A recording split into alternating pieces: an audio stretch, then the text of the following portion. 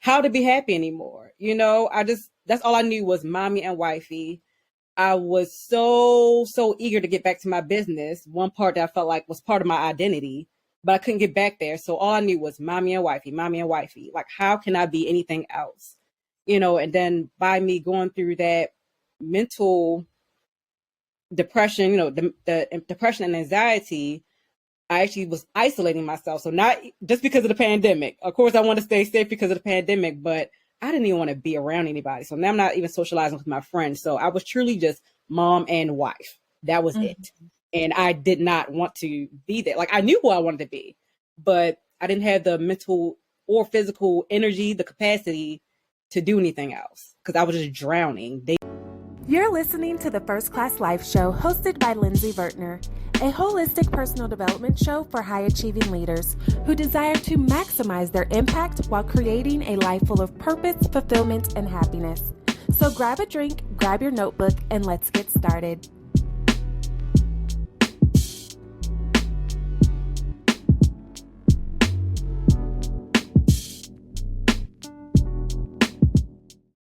Hey, First Class family. Welcome back to another episode of the First Class Life Show. I am your host, Lindsay Vertner, and we have the lovely, gorgeous, phenomenal Dr. LaToya Wiggins with us. And listen, before we hop into the discussion, I need y'all to do a few things for me, okay? I need you to subscribe, like, comment, share, do all the things because sharing is caring, and we have to spread awareness about this personal development show because we talk about the real tough topics, okay? We pull back the veils, we take off the mask, we do all the things and get down to the nitty gritty that it takes to be a leader, because all those tough things that we like to hide in secrecy comes up in how we show up or how we don't show up as leaders and our ability to impact the world. So I know that you are out there maximizing your impact and creating your first class life full of purpose, fulfillment, and happiness. And you don't have time to wait. So we are grateful that you are here with us. And let's hop right into this discussion. Hey, Dr. LaToya. Welcome to the First Class Life Show. Hey, Lindsay, how are you? I am good now that we are up and rolling, okay? So I don't know when we first met, but we have gotten to know each other over the past few years, and I know how phenomenal you are, but I need you to take off your mask, if you will, and share with the First Class family, like, who is Dr. LaToya really? Like, give us the good stuff, girl. So again, my name is Dr. LaToya Wiggins, but please just call me LaToya because I just want to be down to earth with all of you out there. So we're taking the mask off, we're taking the titles off. But since you must know, I am a doctor of physical therapy. I am a self-care strategist for Christian moms. I am a boy mom to 3 handsome young men. So shout out to all the boy moms out there. I'm about to have a 13-year-old, y'all, next month. I have a 6-year-old, and I'm about to have a 2-year-old. The terrible twos, y'all, so please pray for me. I am married. I've been married for 6 years. I live in Baltimore, Maryland, born and raised. And I'm just excited to be here with you all and just really just get down to the nitty gritty. I'm a mom, so this is my self-care time talking to you all. And that's my passion, helping other moms. Now, you've mentioned that you are a mom quite a bit. So obviously that is a big part of your identity. Woo! And I want to just take a moment to speak to the moms that may be listening right now. And if you're not a mom, don't tune out because there's definitely some info that I'm sure that you will be able to share with a mom that you know, because you know a lot of moms, even if you're not a mom. And so you mentioned, being a mom. Have you ever experienced that becoming your whole identity? Like you lose yourself? Yes, definitely. I felt like after the first child, I was pretty good. Then came the second one, and it's kind of like, okay, I'm starting to shift from who I felt like I was. So let me take it back. So when I had my first son, I was in the middle of physical therapy school. So I was still growing in that area. I became a physical therapist, a working mom while I had him. So I didn't really feel that identity shift until I got married and had my second child. So now it's like, okay, now I'm a wife and I'm a mom of two. I'm like part-time working physical therapy, and I just feel all over the place now. And then fast forward to me having my last son, is like completely, okay, who am I now? Because I had my last son in the middle of the pandemic. So you already know that's a very busy time, right? I'm home. And mind you, the crazy part about the pandemic was I went from a full-time therapist to part-time so I could work on building my business as a self-care strategist. Literally the month before the pandemic hit is when I transitioned from full-time to part-time. Then the pandemic hit, so now everybody's home. So that really slowed me down. Fast forward a few months later, I got pregnant. And during my pregnancies, I'm always sick and miserable the entire time, unfortunately. And so after I had my last son, Caleb, it was just like, now what? It's like I didn't want to go back as a physical therapist. I wanted to continue to build my business as a self-care strategist, but I was so pretty much, I was depressed and anxious. And when I say anxious, like I didn't even know I had anxiety. I figured I was depressed. I didn't realize I had anxiety till I started seeing a therapist. And I started seeing the therapist because I just couldn't get a grip on life. I felt like I was just drowning day by day, waking up. Like as soon as I would open up my eyes, it's like, ugh. Like I was dreading the day as soon as I opened my eyes. And that's not how I wanted to feel, as a mother, as a wife, as a person. But I didn't know how to be happy anymore. That's all I knew was mommy and wifey. I was so eager to get back to my business. One part that I felt like was part of my identity, but I couldn't get back there. So all I knew was mommy and wifey, mommy and wifey. Like, how can I be anything else? And then by me going through that mental depression, the depression and anxiety, I actually was isolating myself. So not just because of the pandemic. Of course, I want to stay safe because of the pandemic, but I didn't even want to be around anybody. So now I'm not even socializing with my friends. So I was truly just mom and wife. That was it. And I did not want to be there. Like I knew who I wanted to be, but I didn't have the mental or physical energy, the capacity to do anything else because I was just drowning day by day. Yeah. And a lot of times, mom or not, sometimes we can get so consumed in a title or in an identity that has been placed up on us.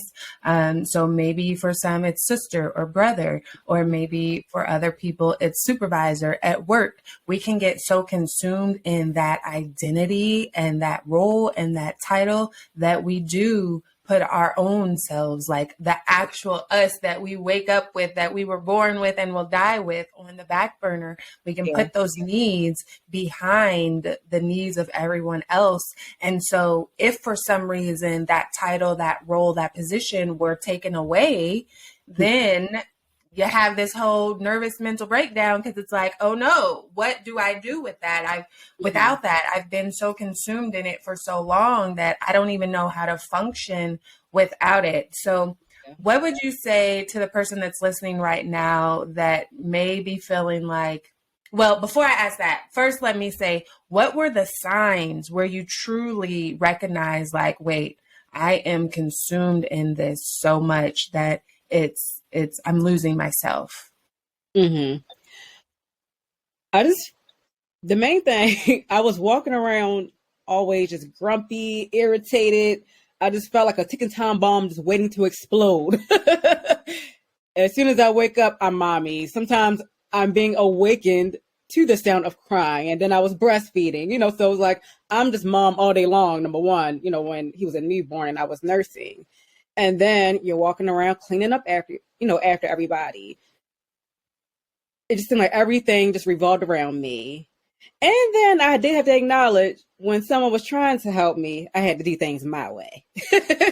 Not that I really had to do things my way, but I'm sure a lot of you can relate. You feel like you had to do things your way or it's not the right way. So even with having support, I was just consumed because I had to have things my way. I don't know if it's just like wanting to have a sense of control, but in reality, I was losing control.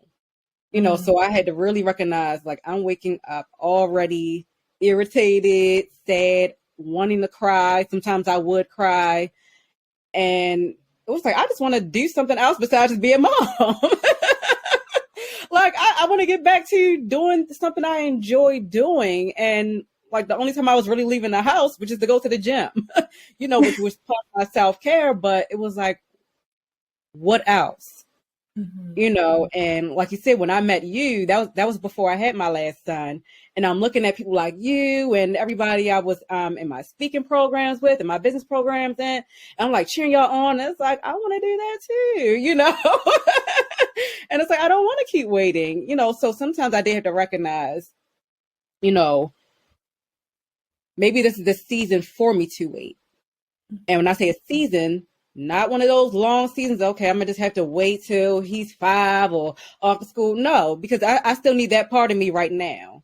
That's something that would bring me joy. It brings me joy when I get to help other moms, with their self-care. But right now I'm the mom who needs to work on my own self-care. And that was one of the things also. I had to see what self-care looked like for me in that season of my life. So I can't go all in right now, but what's those baby steps that I can start doing right now? And then I needed the support. So that's what made me reach out to a therapist. And I also strengthened my relationship with God because that was one of the things I felt like I was slacking in. And the combination of those two things really helped me it really propelled me forward. So even right now, I'm still taking it easy, but now I do have peace and joy. I feel like I'm back in action. I'm not working like all around the clock, but at the same time, I don't want to either. I'm getting the best of everything right now. I feel like I'm doing things I enjoy. I get to nurture these kids. I get to nurture my marriage, but I feel like everything is in harmony now. And I didn't have that harmony, otherwise what some people like to say balance now. Hey, I know it can be exhausting blazing the trail and creating a legacy. And you're at the point in your life where you desire peace and rest. You want to enjoy both the physical freedom and financial freedom to live life on your terms. You understand the importance of prioritizing your self-care. And you know that you're worthy of transformational experiences surrounded by other high-achieving, goal-oriented women just like you. That's why you deserve to be treated like VIP at the First Class Life Luxury Self-Care Retreat for Women. You deserve to show up and just be you. Away from the titles and roles that keep you busy from day to day. You deserve the luxury to fully unplug. It's time for you to embrace your first class life. Visit firstclassliferetreats.com to secure your VIP spot today because you deserve it.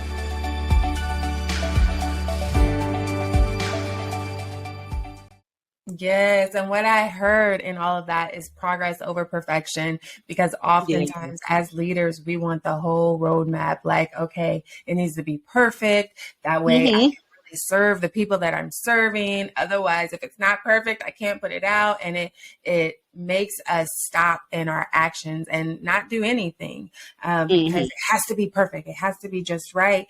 But we have to realize that perfect doesn't exist, right? And so progress over perfection, taking those little baby steps. So I definitely wanted to point that out, that you said, what can I do now?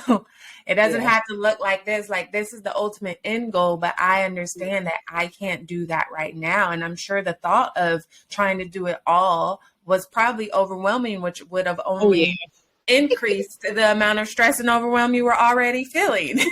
So taking step by step. And it sounds like you already started to answer that original question I was going to ask, which is, what are some suggestions that you would give to someone who feels like they're losing themselves in their identity or title or role, whether it's mom or something else?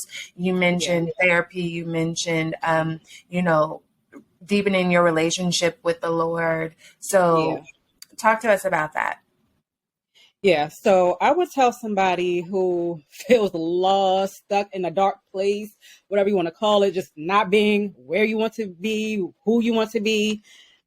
I really want you to really take some quiet time out, get alone. Like, even if you're a mom or a caregiver at some point where sometimes you feel like you can't do that, I don't care if it's car therapy, whatever.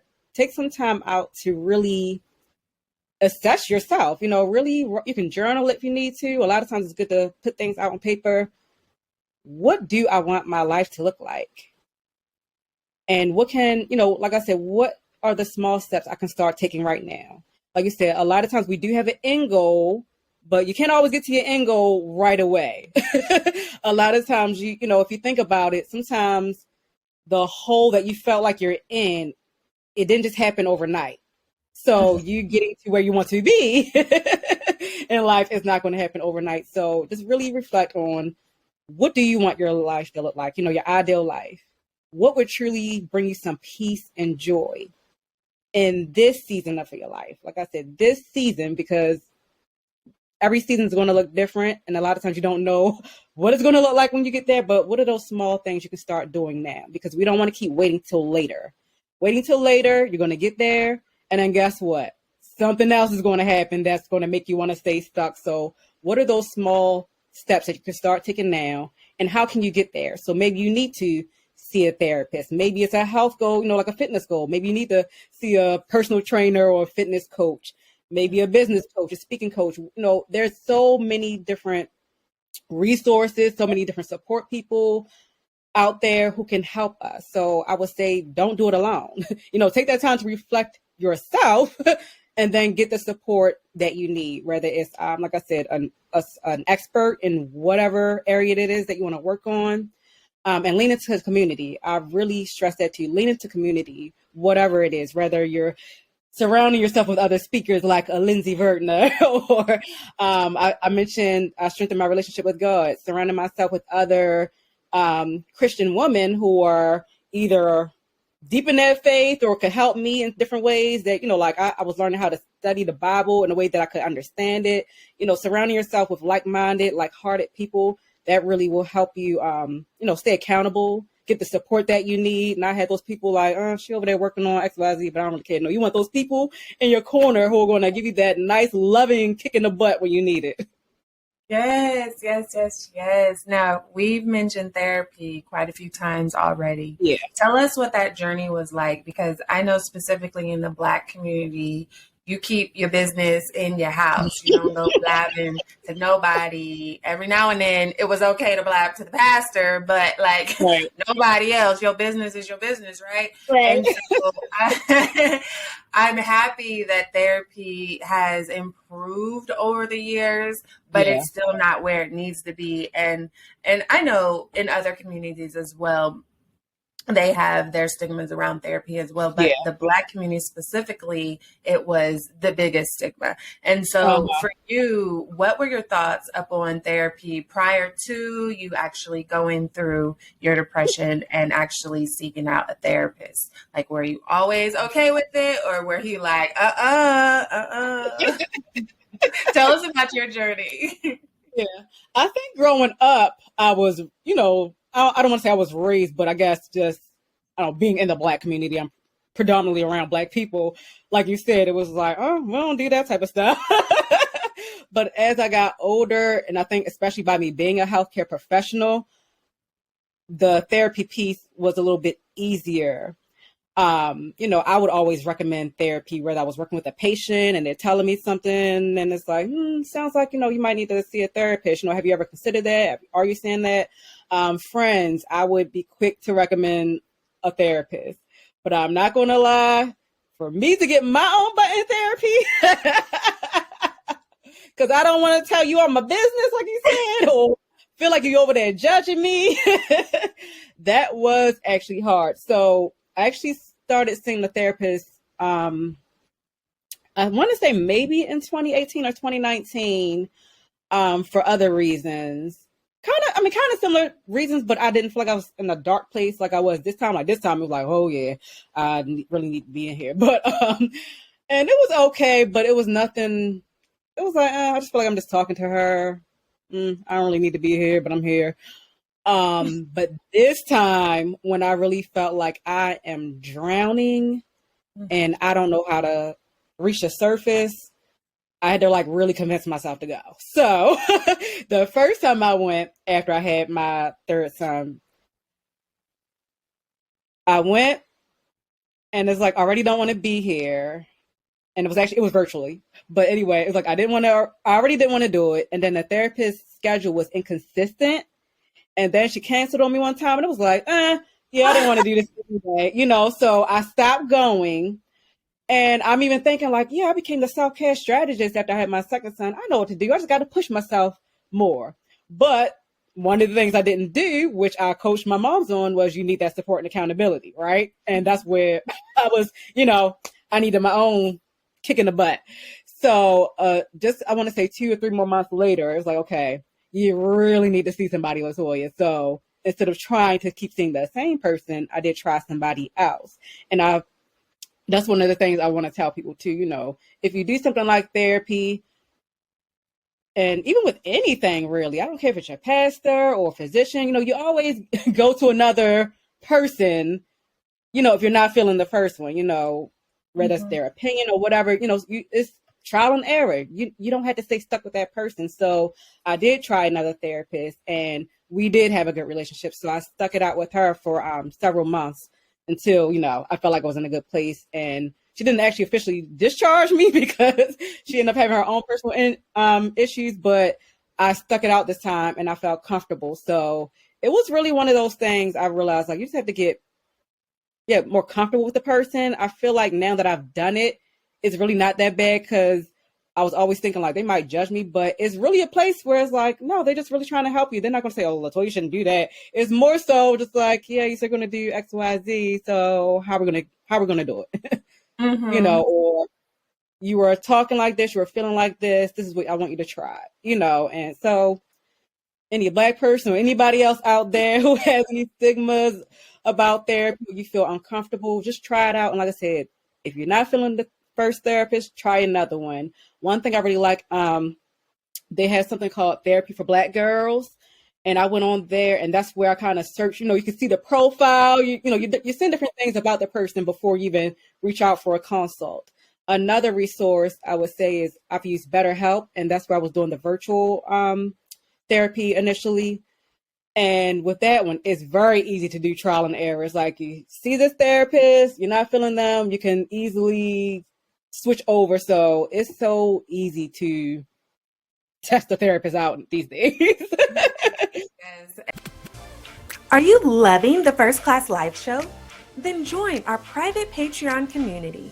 Not only will you help to support our ability to provide you with great content, but you can also get exclusive perks like bonus videos and resources, discounts, episode transcripts, and more. So what are you waiting for? Join today at patreon.com/First Class Life. Again, that's Patreon, patreon.com/First Class Life. And the internet and technology has made it a lot more accessible to find a therapist and work with a therapist. I know both of my therapists, listen, I got 2 girls. Insurance took both of them. I said, well, hey, you're not going to make me choose. I like them both. So I'm going to just take turns. But neither of them are local. One of them is close enough where I could drive to, but then it's like, do I really want to drive an hour and a half, depending on which office she's in?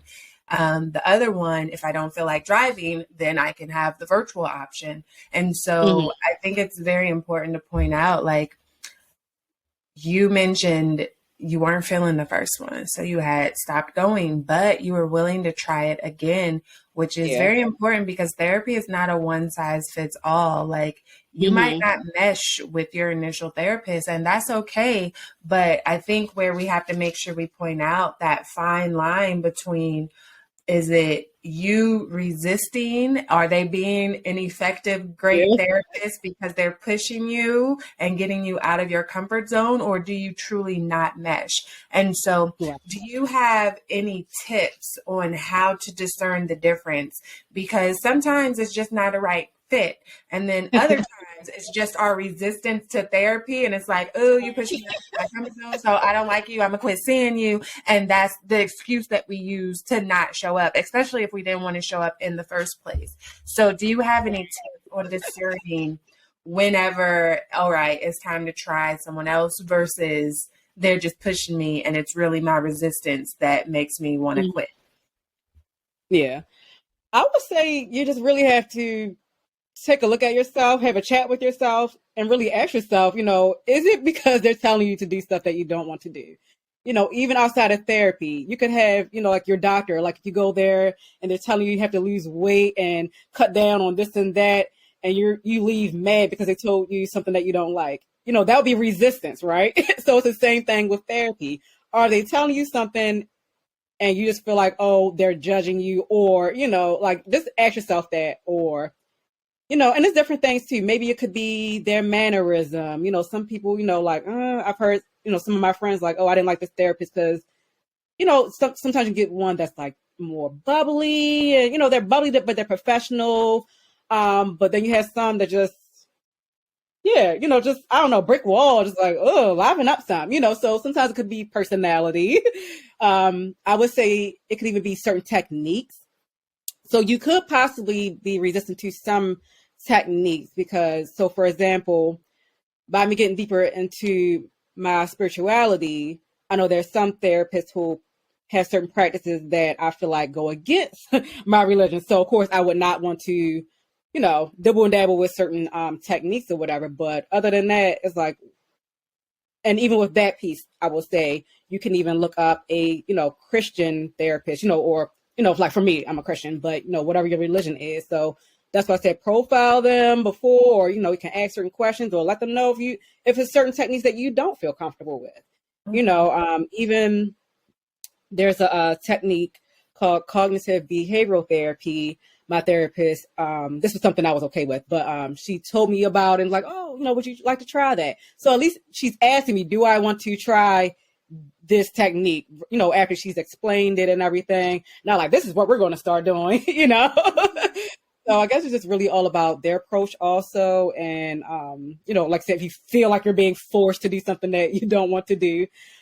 And just, and at the same time, don't be afraid to try something, as long as it doesn't go against, any religion type of things or whatever. I had a friend who told me something funny. This was the first therapist she didn't mesh with. And the lady had her doing something with her eyes. I can't explain it, but she like, it feels weird or whatever. And, so she did try, but it's like, yeah, I'm not feeling that. And it was some other things about she didn't like. So she switched to somebody else and same thing. She switched to somebody else and she loves that therapist. So like I said, sometimes it could be you, sometimes it's not you, but just really, I guess really just have that chat with yourself and know why you don't care for this person. Maybe even chat it out with somebody else, like, yeah, I'm not feeling my therapist, blah, blah, blah. And they might even like, well, it sounds like you just don't want to do the work. So true. I think that's important to point out because, if you can identify, okay, what do I prefer in a therapist or what are things that I value in who I'm about to essentially share my life secrets with, right? Because I know for me, when I first went back to therapy the other year, whenever I was looking for someone, I had went through the different profiles, but I specifically wanted a Black therapist because I've spent a lot of my life in predominantly white spaces. I didn't want to have to like explain cultural nuances or cultural differences or things like that. And then also, I wanted a female Black therapist because I know that some of my past traumas are male centered. And so I didn't feel like I would be able to fully open up no matter how caring and trusting and giving the male figure was. Like outside of my older brother, there is really no male figure that I trust in that way. Well, I mean, I've gained trust in my dad and my husband, of course, but if it's like a therapist, like there is no other outside male figure that I really trust, where I feel like I would be able to share like all of me, because I've had so many traumas around like male situations there. And so a female Black therapist were my two qualifications. And then once I identified that, it was like, okay, well, do I want them closer in age or older? Like, there's pros and cons to each. But, you know, sometimes older people, although they are to be objective in their field of therapy, you know, you still have those biases or those stereotypes or things like that, or can be stuck in your ways as an older person. And so I was like, I think I kind of want someone that is a little bit closer in range. They don't have to be in the same decade, but, you know, like within the 20-ish year mark or something like that. And so I took those into consideration as I went on my search, and I was very fortunate. I understand how fortunate I was to be able to find. It took a little while because, you know, waiting lists and all of that stuff. And how I ended up with two is because the first one that I wanted, that was an hour drive, even though I didn't want to drive, she had a wait list. And then the other one also had a wait list, but then she had an opening. And so it's like, oh, okay, well, I can start virtually with her until the one in person starts. But then like I scheduled that first appointment with her, and then the one in person was like, oh, we have an opening now. So then I was like, well, I'll just go to both and see which one I prefer.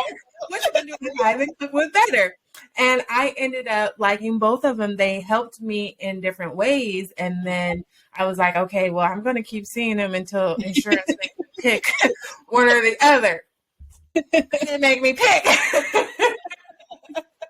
So I just started going back and forth. Oh, yes. But therapy is important. And I also want to make sure that I point out that, you know, it's not for just when we have a problem.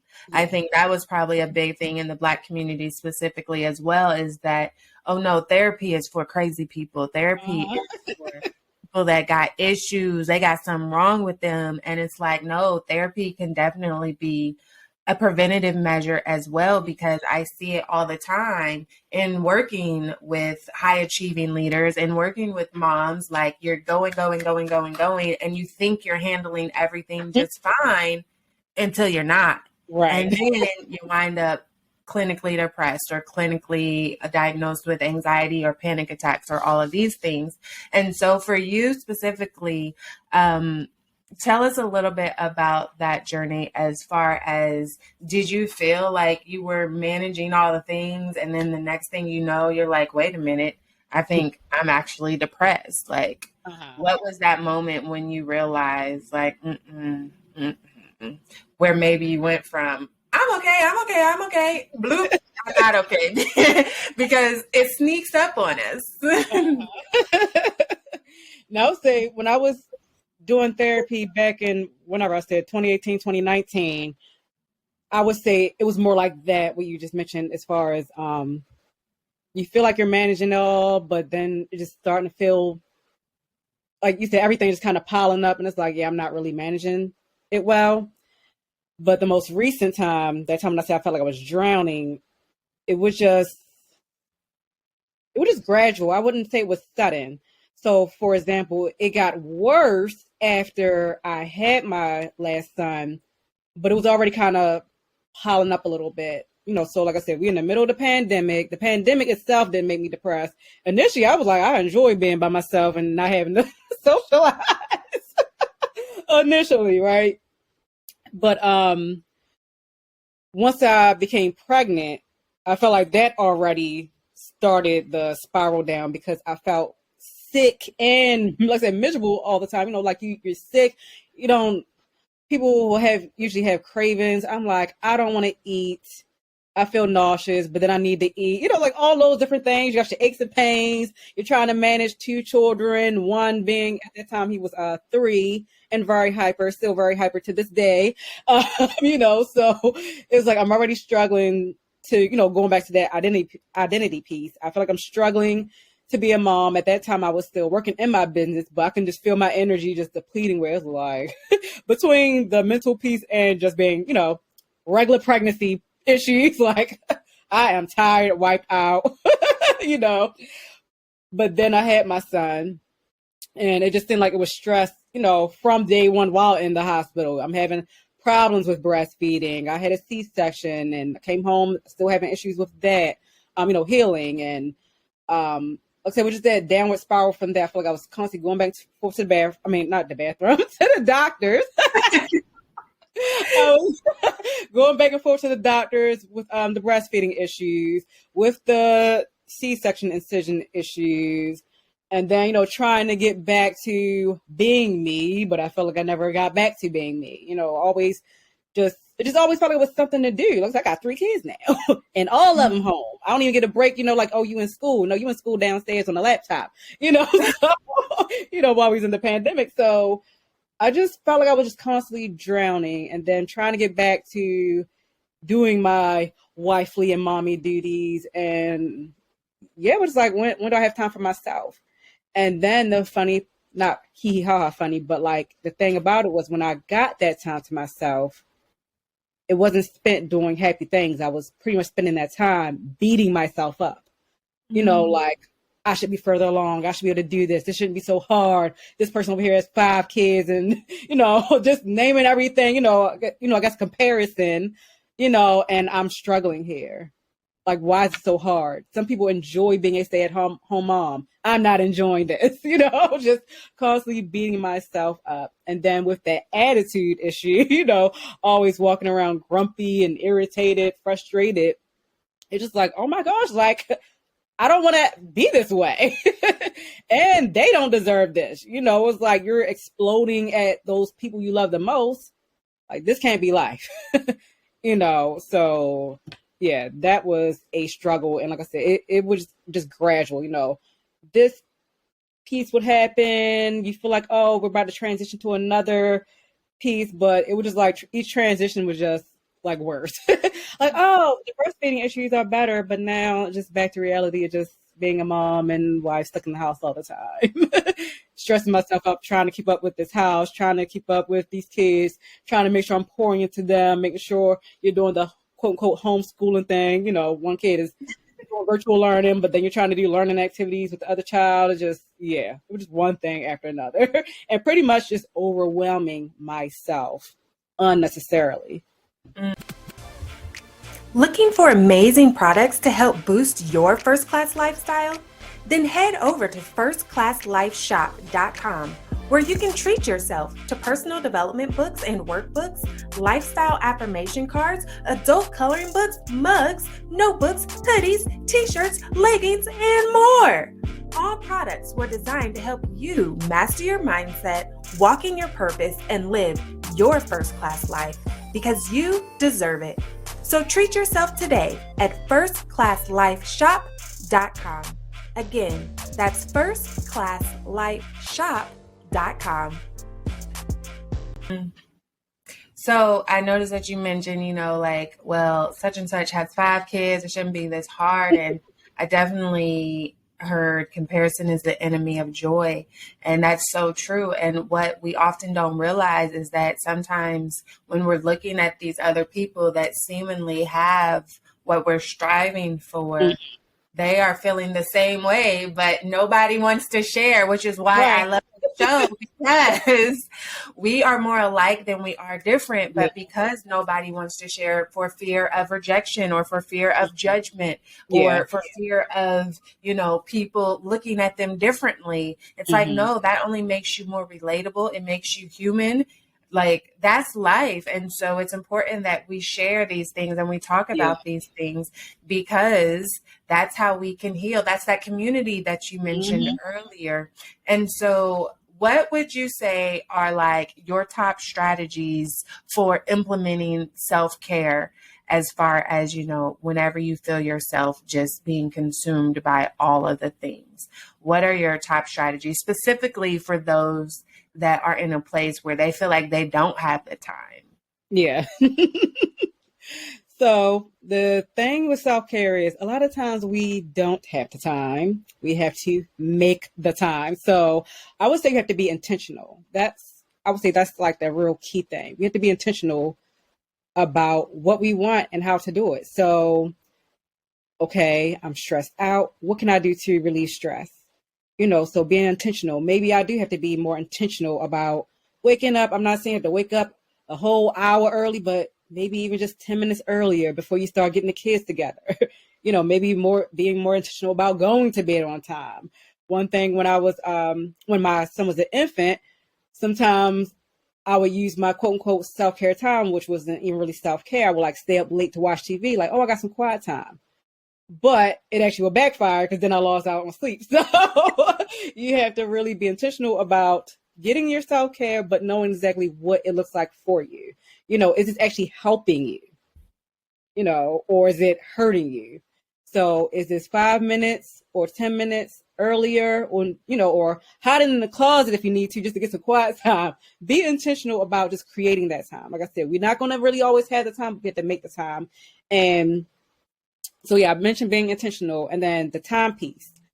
Not thinking that self-care has to be long. Like some people say self-care is Saturday, self-care is Sunday. So this is my day of self-care. And a lot of times self-care, when people say that, they're just thinking about getting their hair and nails done or whatever. What's going to bring you actually some peace and joy each and every day? So even if it is just 5 and 10 minutes in the morning, in the afternoon, before you pick up the kids, before you go to bed, that's self-care when you're thinking about doing something you enjoy doing. Maybe it's reading a book for a few minutes, spending that quiet time with God for a few minutes, getting on, a call with a good girlfriend. What does it look like for you? And so that takes me to the other thing, so being intentional, creating that time, even if it's just 5 to 10 minutes. And then I lost my train of thought. What was I about to say? I was talking about the timepiece. What was the last part I just said? It was like it was right on the money with whatever I was saying. I was talking about talking on the phone with your girlfriends. Uh-huh. Dang, I forgot what I was about to say. Make the time. But yeah, so anyway, be intentional, create the time. Oh, I know what it was. Seeing what self-care looks like for you. So self-care for me is going to look different for, than what Lindsay wants to do for self-care. I have a good girlfriend. Sometimes when she's stressed out, I'm like, what is just one thing? If you could do just one thing this week, what would make you happy? And she said, I just want to be able to cook a good meal because she enjoys cooking. LaToya, I like to eat. I don't like to cook. I only cook. Because cooking is a chore to me. Okay, that is unpaid labor. I'll eat all day, every day, but that's when you'll know I've made it, when I've hired a full-time chef. I've told my husband. Right. So look, I don't wait till our chef gets hired. Right. I don't want to spend a whole lot of money or eat unhealthy, so that's why I cook. But the act of cooking does not bring me joy. Eating it does. But journaling, sometimes is a form of self-care for me. Some people like to journal every single day. I like to exercise. And when I say exercise, certain exercises feel like self-care for me, even though it does, any kind of form of exercise helps you to be healthy. Every exercise isn't enjoyable. So for me, I go to a studio called Soca Aerobics, and we dance to soca music. I love it. That is my self-care. And pretty much any of the other exercises with that group of ladies is actually fun. So even the hard ones, just being in that environment motivates me. It makes me feel good. So that's my form of self-care. I can convince some of my friends to come all day long. They're not going to come because they don't look at that self-care. So you have to really see what self-care looks like for you. Some people enjoy talking on the phone.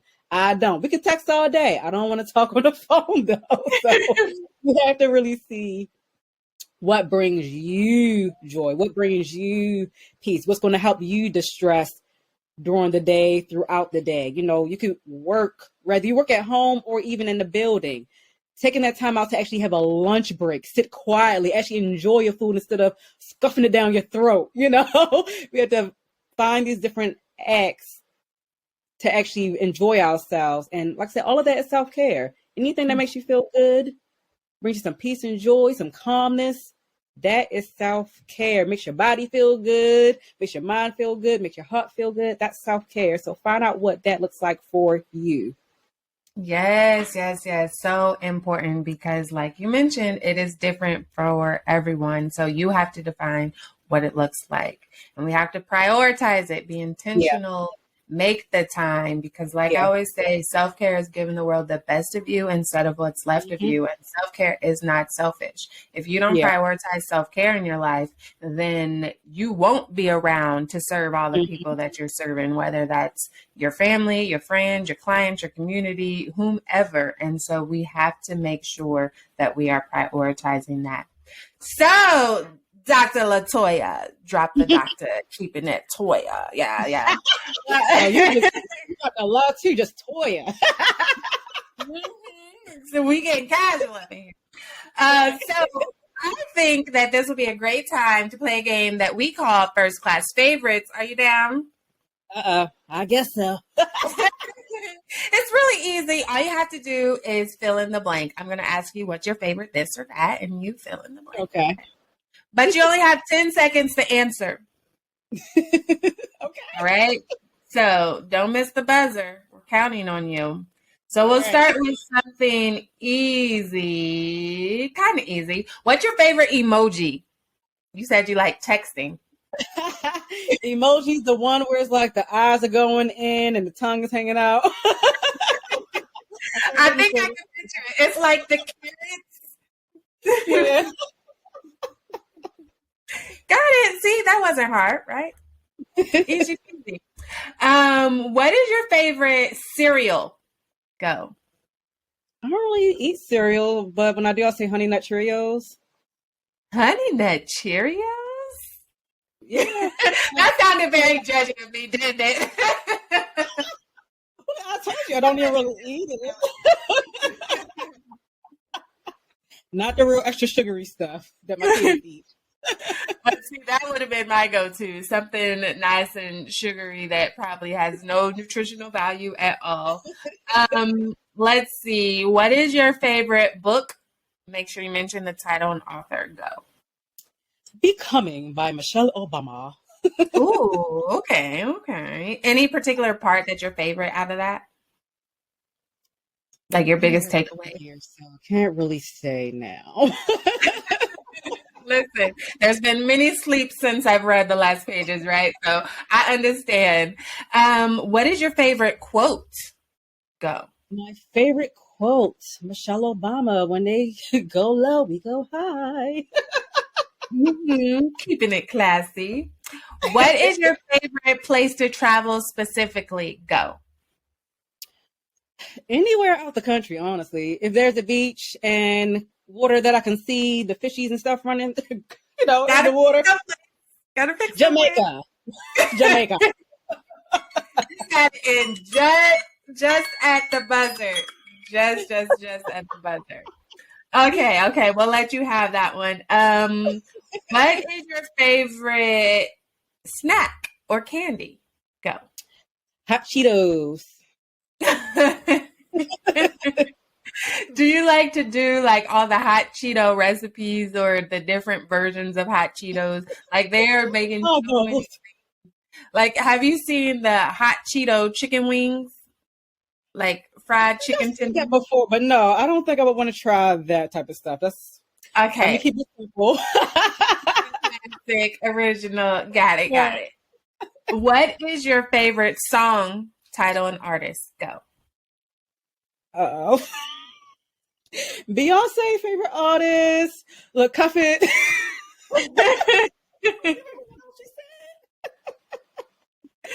Cuff it by Beyonce. Got it. Sounds like you was just trying to throw something out there to beat the Cuff it is definitely not my favorite song. We won't tell the Beehive that. Let's see. What is your favorite activity to do to relax? Go.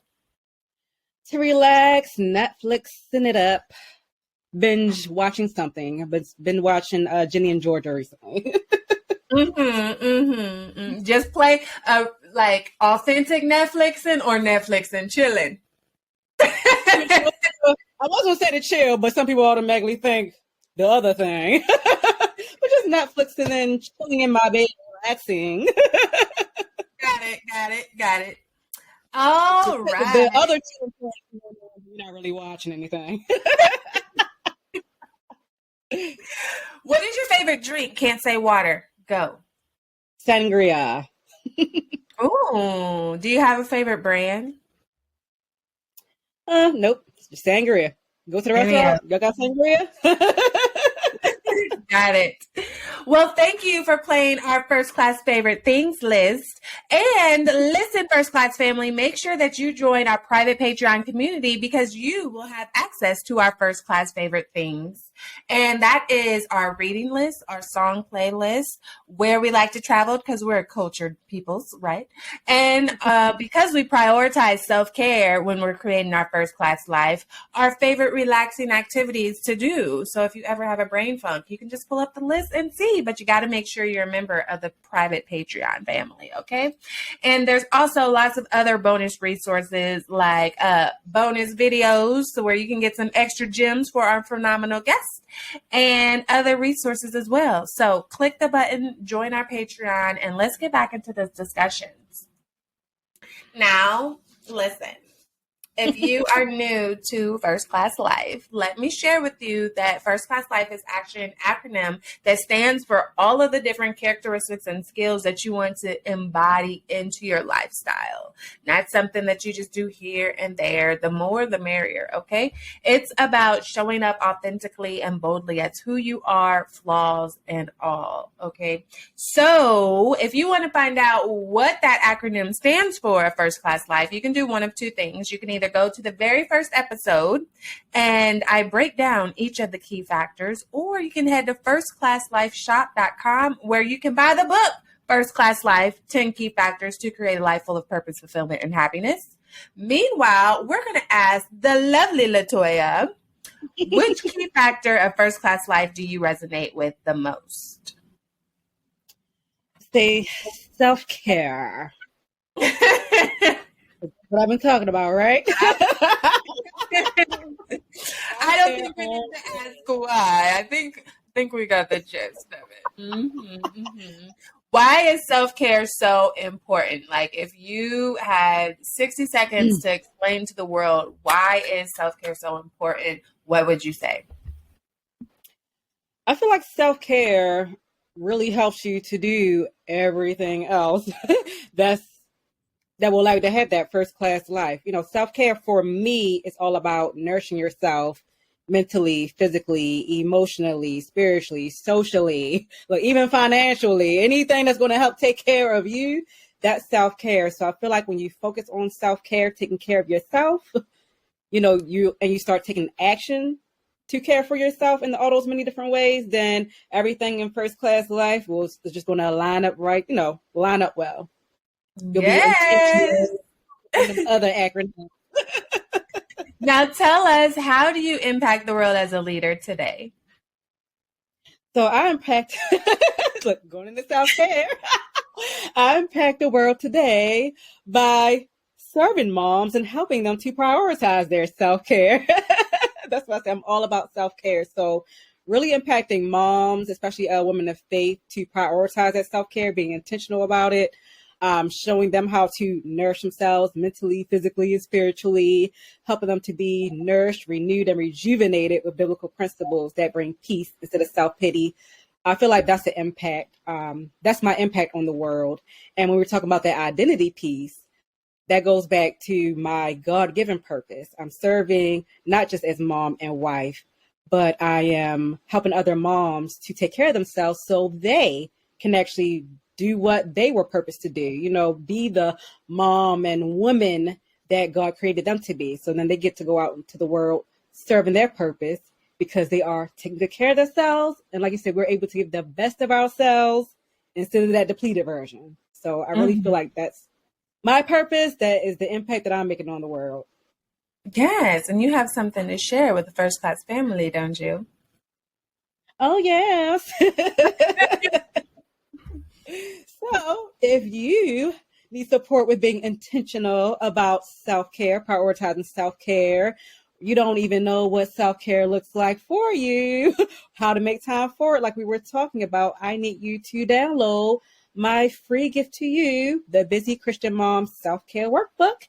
It's going to show you how to Actually, going to help you to reflect first on what's not going so well and have you take some action steps on how to start nourishing yourself mentally, physically, and spiritually. We even talk about time management in that, how to de-stress, how to relax, how to be physically well, or physically healthy, I should say. So download that free resource.